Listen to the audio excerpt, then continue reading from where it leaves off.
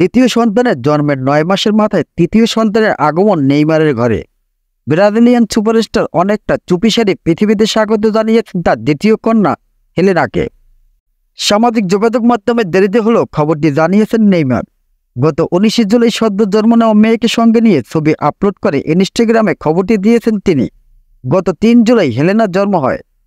তৃতীয় সন্তানের জন্মের ৭ মাস আগে প্রেমিকা ব্রুনা বিয়ানার্দির সঙ্গে সম্পর্ক ছেদ করেন নেইমার। ৯ মাস আগে বিয়ানকার্দির গর্ভে জন্ম হয় তার দ্বিতীয় সন্তান ও প্রথম কন্যা মাবির। উল্লেখ্য ২০ বছর বয়সে প্রথম সন্তানের বাবা হন নেইমার। ১২ বছর আগে তৎকালীন প্রেমিকা ব্রাজিলিয়ান মডেল ক্যারোলিনা দান্তোসের গর্ভে জন্ম হয় ছেলে দাবি লুকার।